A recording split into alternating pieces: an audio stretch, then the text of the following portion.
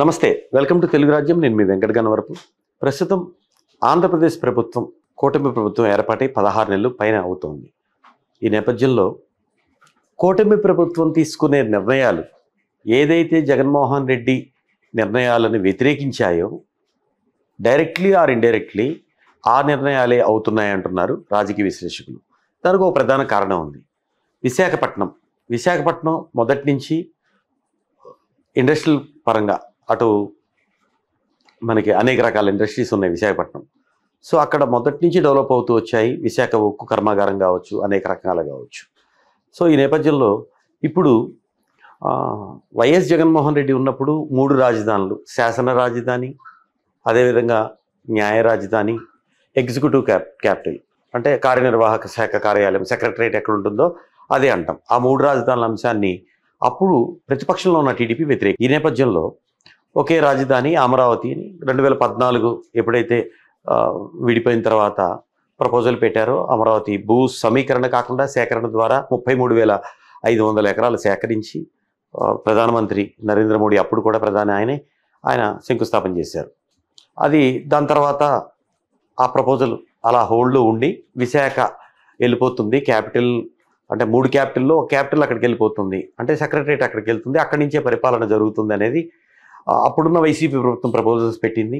దాని తర్వాత 2024 ఎప్పుడైతే వైసీపీ ఓడిపోయిందో, టీడీపీ వచ్చిందో, మళ్ళీ అమరావతి పుంజుకుంటోంది. సో కానీ ఇక్కడ ఏ భవన నిర్మాణాలకు శంకుస్థాపన మళ్ళీ ప్రధానమంత్రి హోదాలో ఆయనే వచ్చి చేశారు, కానీ ఏవి 16 నెలల్లో కంప్లీట్ అయిన పరిస్థితి లేదు.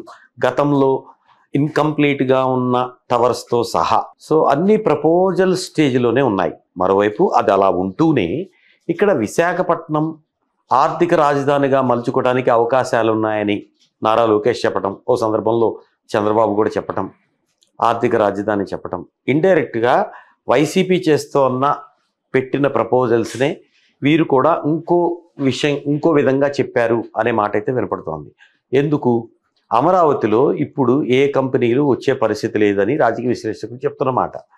సో కంపెనీలు రానప్పుడు అక్కడ ఏ పెద్ద పెద్ద పరిశ్రమలు, ఫర్ ఎగ్జాంపుల్ రాజకీయ విశ్లేషకులు కోడ్ చేస్తున్నమాట, జైబేరి ఎందుకు వెళ్ళట్లేదు? మరి ఆయన టీడీపీని అమరావతిని బలంగా విశ్వసిస్తున్నారు. జైబేరి అమరావతికి వెళ్ళి ఎందుకు కన్స్ట్రక్షన్స్ మొదలు పెట్టట్లేదు? Point number 1. మిగతా పెద్ద పెద్ద కంపెనీలు అంటే ప్రభుత్వ పరంగా కొన్ని వ్యవస్థలు అయితే అక్కడికి వచ్చాయి, కానీ ప్రైవేట్ ఆర్గనైజేషన్స్ ఎవరు కూడా అడుగు వేయట్లేదు డేర్ చేసి. ఎందుకు? ఒకవేళ 2029లో గనక మళ్ళీ జగనే వస్తే అక్కడ అమరావతి అనేది 2019 to 24 ఏమైందో అదే రిపీట్ అవుతుందని చాలామందిలో ఉన్న చర్చ. సో ఈ నేపథ్యంలోనే కంపెనీలు ఏవి రావట్లేదు. ఇప్పటికిప్పుడు అమరావతి డెవలప్ అవ్వదు కాబట్టి ఆర్థిక రాజధానిగా దాన్ని చేసుకుందాము అనే పాయింట్లోకి టీడీపీ, మరీ ముఖ్యంగా చంద్రబాబు వచ్చారా అనే మాట వినపడుతోంది. సో అక్కడ ఆర్థిక రాజధాని అయితే ఆల్రెడీ అక్కడ పోర్ట్ ఉంది, భోగాపురం కూడా కంప్లీట్ అయిపోయింది. సో ఈ నేపథ్యంలోనే ఉక్కు కర్మాగారం ఉంది, ఆల్రెడీ ప్లగ్ అండ్ ప్లే అన్ని రకాల పరిశ్రమలు ఉన్నాయి, ఇంకా పరిశ్రమలు డెవలప్ అవుతాయి. సో అదే ఆర్థిక రాజధాని అవుతుంది అని చెప్తున్నమాట. అమరావతికి ఇప్పటికిప్పుడు వచ్చే అవకాశం లేదు. గతంలో చంద్రబాబు పెట్టిన ప్రపోజల్, ఇప్పుడు కూడా అదే ప్రపోజల్లో ఉన్నారు. 95గా ఆయన సీఎం ఉన్నప్పుడు 2020 ప్రపోజల్ చంద్రబాబు తెచ్చారు, విజన్ 2020. ఇప్పుడు అమరావతి శంకుస్థాపన చేసిన తర్వాత, అమరావతి ప్లాన్ అనేది వాళ్ళు స్టార్ట్ చేసిన తర్వాత 2035, 2050, 2035లో దేశంలోనే నెంబర్ 1 రాష్ట్రంగా, రాజధానిగా ఉండాలి. 2050కి ప్రపంచంలోనే ఉత్తమమైన రాజధానిగా ఉండాలనేది ఈ 2 ప్రపోజల్స్ పెట్టుకొని వర్క్ చేస్తున్నారు. కానీ ముందడుగు ఏది అనే ప్రశ్నలు అయితే కొంతమంది నుంచి వ్యక్తమవుతున్నాయి. దానికి తగ్గట్టుగానే ఇక్కడ పని సాగకపోవటం, ముందుకు వెళ్ళకపోవటం, 16 నెలల్లో ఏమాత్రం కూడా ముందుకు కదలలేదు అనే మాట అయితే వినపడుతోంది.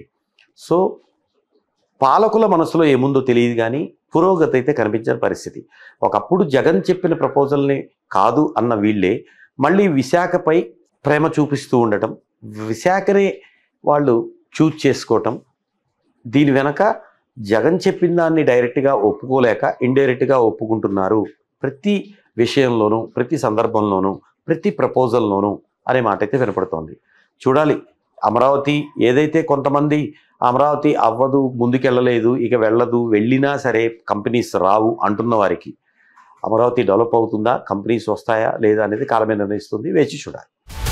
హలో, తెలుగు రాజ్యం ఛానల్ చూస్తున్నారా? సామాజిక, రాజకీయ, జీవన చిత్రణే తెలుగు రాజ్యం. అతిశయోక్తులు, అసత్యాలు ఉండవు. రాజకీయ కోణం కాదు, ప్రజా కోణమే కొలబద్ద. తెలుగు రాజ్యం వీక్షణ మీ ఉత్తమ అభిరుచికి నిదర్శనం.